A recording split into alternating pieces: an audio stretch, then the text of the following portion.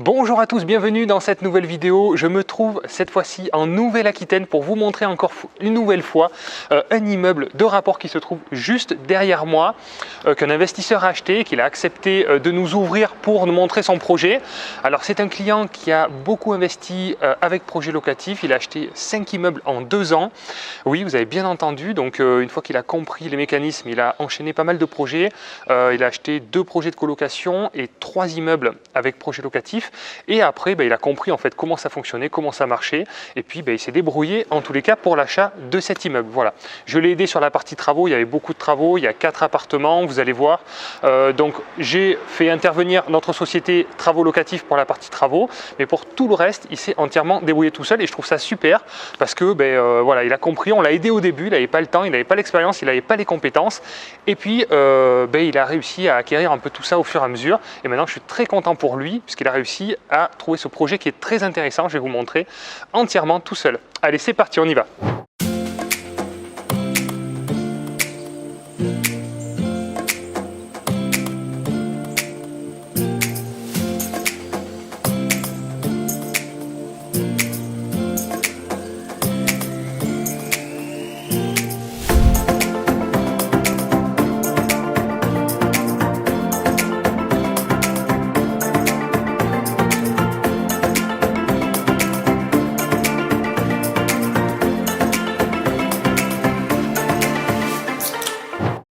Si vous ne me connaissez pas encore, je m'appelle Robin Aldin, j'investis dans l'immobilier depuis 2010, principalement dans des immeubles de rapport, appartements et locaux commerciaux. Donc sur cette chaîne, vous trouverez du contenu concernant l'investissement bien sûr locatif, des astuces travaux, on parle de fiscalité, on parle aussi des difficultés qu'on rencontre, on parle du financement, enfin voilà, tout ce qui concerne l'investissement immobilier. Et je co-dirige aussi la société Projet Locatif qui accompagne des centaines d'investisseurs sur toute la France. Donc comme la personne qui a acheté cet immeuble, qui a acheté déjà 5 biens au sein de projets locatifs et maintenant qui se débrouille toute seule, je trouve ça super bien, et avec des conseillers qui sont répartis sur toute la France et qui sont tous des multi-investisseurs et qui peuvent vous proposer des investissements donc clés en main rentables. Voilà, je vous mets le lien en dessous dans la description, vous pouvez jeter un coup d'œil si ça vous intéresse. Alors on va commencer par l'appartement du rez-de-chaussée. Il y a 3 appartements en étage, il y en a un qui est loué donc qu'on ne pourra pas voir, et il y en a 2 qui sont disponibles entièrement terminés en travaux, donc on va pouvoir aller les voir. Donc le projet, que je vous donne quand même quelques chiffres, même si je vais vous mettre faire apparaître la fiche financière de ce projet, c'est 275 000 € pour le coût total de ce projet. Alors l'immeuble a été pris à 130 000 €. Donc je vous explique un petit peu l'histoire, c'est toujours intéressant de savoir comment le client, enfin en tout cas l'investisseur, a réussi à trouver ce bien. Celui-ci il l'a trouvé en agence immobilière parce que il a contacté une agence immobilière sur un projet en fait qu'il avait vu en annonce, qui n'a rien à voir dans la région où on est actuellement. Et cet agent immobilier l'a renvoyé vers une autre agence immobilière qui lui a présenté ce projet. Donc vous voyez, c'est pour ça que je vous dis en fait, c'est le terrain qui compte le plus. Quand vous voulez trouver des bonnes affaires, il n'y a que ça qui compte. C'est souvent les bonnes affaires se font de bouche à oreille et pas souvent sur internet parce que voilà, c'est là où les agents immobiliers essayent de trouver des solutions et vous présentent comme ça par ricochet la personne qui vend le bien ou une autre agence, etc. Donc ce que je vous conseille, c'est toujours de vous rendre sur place dans les agences immobilières parce que par téléphone, elles reçoivent des dizaines, pour pas dire des centaines de coups de téléphone tous les jours d'investisseurs. Et si vous êtes sur place, la relation entamée n'est pas du tout pareille. L'agent immobilier va se souvenir de vous et va avoir envie de s'impliquer pour vous si vous commencez à créer un lien et entamer une relation. Voilà, c'est comme tout. Donc c'est pour ça que ça demande du temps, mais c'est une des seules façons pour trouver des biens, c'est de se rendre sur place dans les agences immobilières. Alors ce projet, donc je vous ai dit 130 000 € coût d'acquisition, il y a eu 135 000 € de travaux, il y a eu 10 000 € de frais de notaire, c'est pour ça qu'on est à peu près sur 275 000 € de coût total. Les appartements en location nue seront loués 500 € par mois, donc ils sont déjà tous loués, enfin réservés, il y en a un loué, il y en a 2 de réservés. Et ce dernier appartement que je vais vous montrer donc au rez-de-chaussée, qui est un petit peu plus typique en fait de la région dans laquelle on se trouve, avec un peu de colombage, de la pierre apparente, vous allez voir, c'est assez joli, ça a pas mal de charme. Celui-ci sera loué en location courte durée puisqu'on est quand même dans une région très touristique, même si on est dans une petite région, une petite ville où il y a moins de 1300 habitants, il y a beaucoup de touristes et donc il y a une attraction en tous les cas pour le secteur. Donc c'est parti, je vais vous montrer déjà ce projet-là. Alors là, sur cette partie, bien sûr, il y a un aménagement qui va être fait, il y a une petite partie jardin qui va être aménagée. Ici, sur le côté, il va y avoir des petits claustras en bois aussi qui seront mis, justement, parce qu'il y a pas mal de passages, il y a pas mal de touristes aussi qui viennent découvrir la région. Donc, pour l'intimité des locataires, il y a un petit brise-vue qui sera mis ici. Et donc là, on rentre donc directement dans l'appartement par ici. Voilà, j'espère que vous allez bien voir, c'est un petit peu sombre. Donc voilà un petit peu le charme de la région. Moi, je trouve ça magnifique avec ce colombage. Voilà, justement, c'est ce qui a été conservé dans les travaux. C'est tout le charme de l'ancien avec un peu de modernité, bien sûr, pour garder l'aspect typique local. Voilà, je trouve ça super, la poutre. Enfin voilà, on est en tout cas pour de la location courte durée. Moi je pense que ça s'y prête assez bien parce que justement on a tout ce charme et quand on loue un appartement dans une petite ville ou village comme ça, on a envie de s'imprégner un petit peu du charme de l'ancien. Donc ici sur cette pièce, en rénovation, il n'y a pas énormément de choses qui ont été faites. Il y a un coup de peinture sur les murs, il y a bien sûr les radiateurs qui ont été changés pour mettre des radiateurs à inertie de qualité.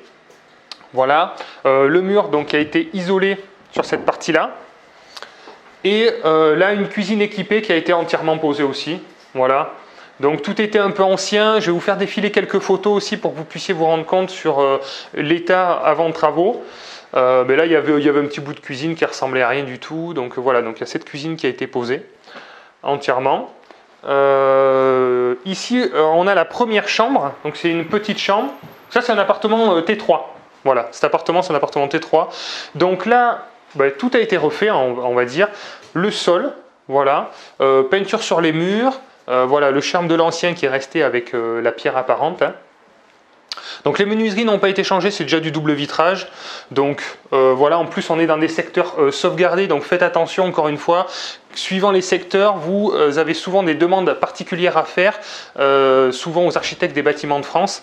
Donc faites attention, vous ne pouvez pas faire tout et n'importe quoi. Donc là c'est des menuiseries bois justement pour conserver et respecter en tout cas ce qui est demandé dans ce secteur.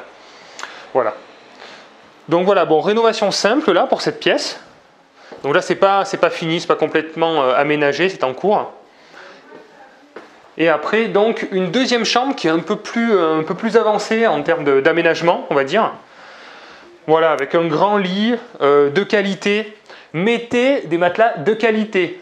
Tous ceux qui veulent dormir dans des Airbnb ou des locations courte durée, ils ont envie de bien dormir. Enfin, on vient pour passer la nuit. Moi, je suis encore très surpris quand je vais dans des endroits où finalement, je me retrouve avec des matelas de mauvaise qualité. Ça coûte pas très cher de mettre un bon matelas. Et franchement, c'est ce qu'on demande. Ok, on demande une belle déco, quelque chose de sympa, mais on vient principalement pour dormir et dormir confortablement. Donc, s'il y a bien quelque chose où vous ne devez pas faire des économies, c'est à mon avis le matelas. Donc voilà, donc le style déco, ça c'est donc le client qui a fait ses choix, qui s'est débrouillé. Moi je l'ai accompagné donc sur toute la partie travaux. Et après l'aménagement, là il est en train de se débrouiller pour le faire. Voilà. Ensuite, petite salle d'eau qui a été rénovée. Alors pareil, là c'est toujours pareil, ça a été fait assez simple et assez propre. Voilà, donc rien d'ostentatoire. Hein.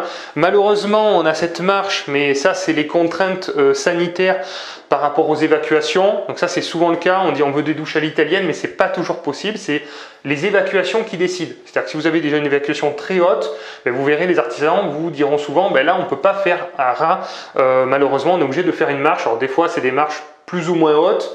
Là, malheureusement, l'évacuation est très haute et on voit elle se poursuit en fait le long du mur pour récupérer l'évacuation après de la cuisine qui est derrière. Voilà, donc petite salle d'eau, bon, rien de particulier. Bien sûr, la VMC que je vous conseille de mettre à chaque fois. Et puis là, bon, là c'est les WC, il n'y a rien de particulier.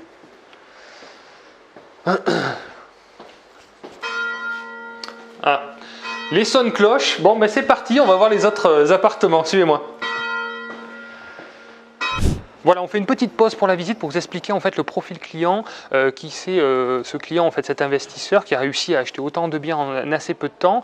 C'est quelqu'un qui travaille dans la fonction publique, donc c'est vrai que c'est un avantage avec un bon salaire, hein, c'est un cadre supérieur.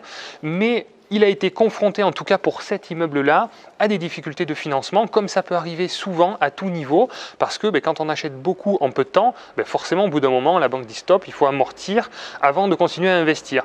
Donc la petite anecdote, c'est que ce projet, il a eu énormément de difficultés à se faire financer, il a dû faire 3-4 banques, et évidemment, il est revenu vers moi pour me solliciter, pour savoir si j'avais une solution. Et je lui ai présenté donc une personne avec qui je travaille pour le financement, qui l'a financé très facilement et qui m'a même remercié d'avoir amené un client entre guillemets un peu haut de gamme, un peu VIP. Donc tout ça pour vous dire qu'en fait c'est vraiment une perception différente qu'il peut y avoir entre plusieurs banquiers. Il peut y avoir plein de banquiers qui vont vous dire mais non, vous êtes fou, personne ne vous prêtera, c'est impossible, vous avez un taux d'endettement qui a explosé. Et un autre banquier, à contrario, qui va être très content de vous financer. On laisse passer la voiture. Priorité à la voiture. Et donc voilà, c'est la petite anecdote et c'est pour vous dire à tout niveau, donc là ça a été vraiment la difficulté de ce projet, ça a été le financement. Même à moi, j'ai des difficultés aussi à me faire financer, j'ai des refus de prêt. Enfin voilà, il faut se dire qu'en fait à tout niveau, c'est jamais gagné.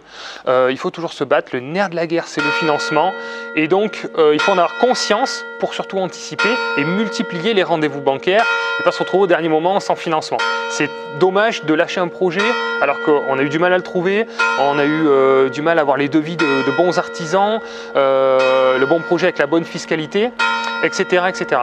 Donc on va basculer sur la fiscalité, parce que du coup je parle de fiscalité. Ce projet a été acheté en nom propre, justement par rapport au déficit foncier qu'il va y avoir. Il y a une enveloppe de 130 000 €. Vous avez compris, ce client a acheté plusieurs immeubles, donc la plupart aussi également en SCI à l'impôt sur les sociétés, mais d'autres en nom propre. C'est ce qui va lui permettre justement, en tout cas, de gommer sa fiscalité sur le nom propre. Voilà, je vous en prie madame. Merci beaucoup. Donc voilà le petit point sur, on va dire, le profil client qui, depuis ses investissements avec nous et tout seul aussi, a réussi à se dégager du temps et maintenant il travaille plus que 3 jours par semaine, puisque évidemment quand on est cadre supérieur, on peut être dans la fonction publique, c'est des métiers qui sont assez stressants avec beaucoup de pression et petit à petit il est en train de lâcher un petit peu et de prendre un peu plus, on va dire, d'air, de liberté et de construire surtout son avenir et son patrimoine. On fait une petite pause dans la vidéo pour faire le point sur la partie financière du projet. Je suis sûr que cette partie-là va beaucoup vous intéresser puisqu'on est des investisseurs et on aime les chiffres.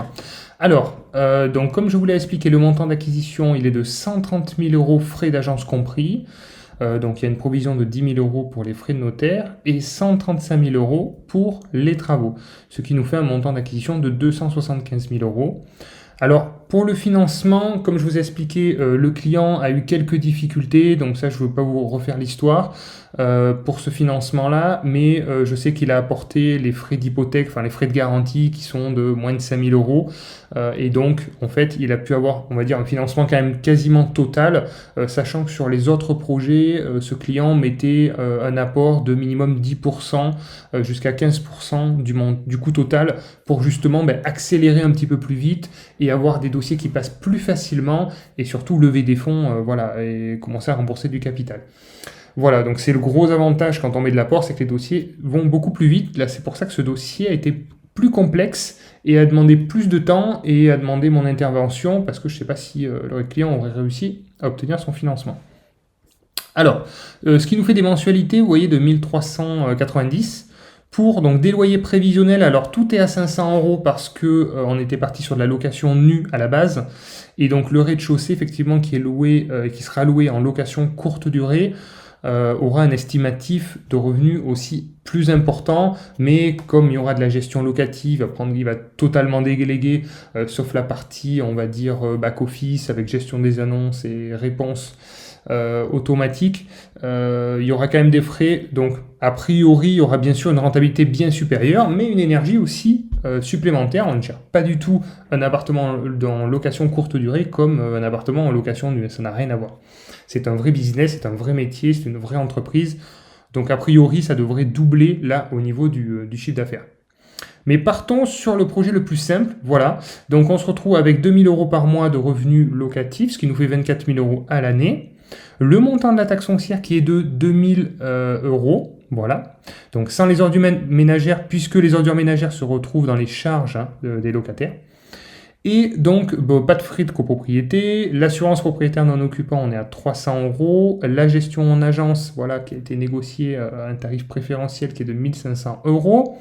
Et le crédit immobilier, voilà, on se retrouve avec un total de charge de 20 550 € pour donc un différentiel positif de 3 450 €. Voilà, donc c'est un projet déjà intéressant, à l'équilibre, surtout entièrement rénové, vous l'avez compris, avec une belle enveloppe travaux aussi qui va lui permettre d'effacer sa fiscalité. Donc voilà, un bon projet rentable. Alors on n'est pas à 10%, ou à 275 000 € de coût d'acquisition pour 24 000. Je ne l'ai pas calculé, mais on doit être à 9% brut de rentabilité, ce qui est très bien pour un projet entièrement rénové, qui a priori ne devrait pas avoir de gros coûts dans le temps. Voilà, on repart sur la visite.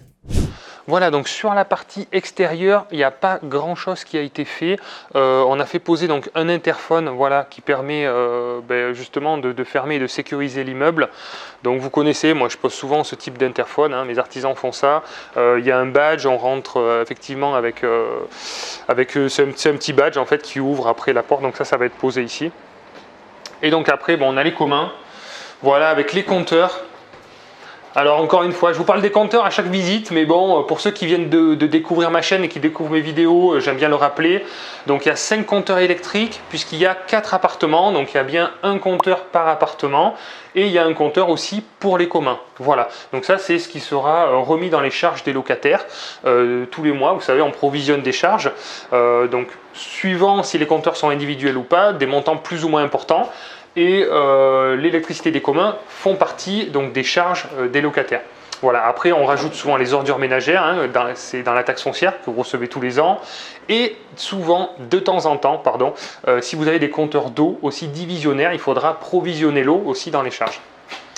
Voilà le petit point sur les communs. Bon, petite boîte aux LED, voilà, c'est simple, c'est propre. Rien d'exceptionnel, mais ça fonctionne bien. Allez, c'est parti.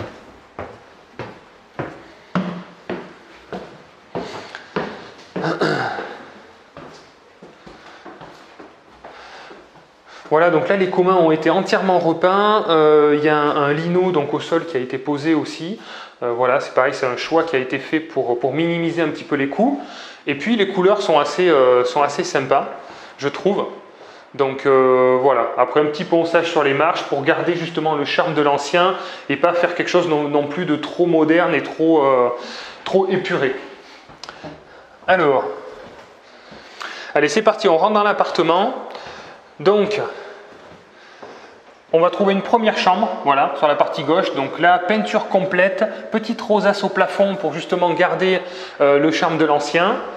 Un bon radiateur, l'isolation des murs. Regardez-moi l'épaisseur des murs. Alors, je ne sais pas si vous vous rendez compte comme ça à la vidéo, mais l'isolation est juste incroyable parce qu'on a la pierre et par-dessus, bien sûr, laine et placo.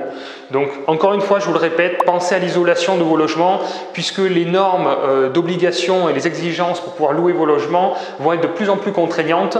Et donc, à partir de 2028, vous allez devoir minimum être en étiquette E pour pouvoir louer vos logements. Donc, anticipez dans vos travaux et faites en sorte de ne pas vous retrouver un petit peu coincé au dernier moment. Voilà, venez avec moi. Donc là, il y a la partie salon séjour avec la cuisine ouverte. Voilà, belle pièce, assez grande. Encore une fois, les murs ont été isolés. Le sol, alors, c'est vrai que je ne suis pas très fan du lino à la base, mais là, on peut dire que c'est vraiment un lino de qualité parce que, je vais vous dire, on s'est fait avoir, on pensait que c'était des parquets clipsés en PVC. Donc c'est vraiment de bonne qualité. Voilà, puis ça coûte quand même beaucoup moins cher. Donc voilà, cuisine équipée. Voilà, moyenne gamme, donc là c'est avec les artisans qui travaillent avec un cuisiniste qui propose des prix tout à fait corrects. Le four, la plaque, la hotte, voilà ce qui est assez classique. Voilà, donc on va voir les autres pièces.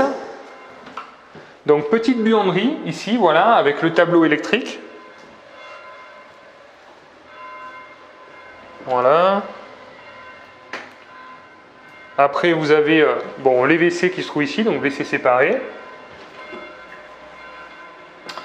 Et après, donc voilà, là il y a eu une fuite d'eau, voilà, par exemple. Donc ils ont dû découper le placo pour trouver la fuite.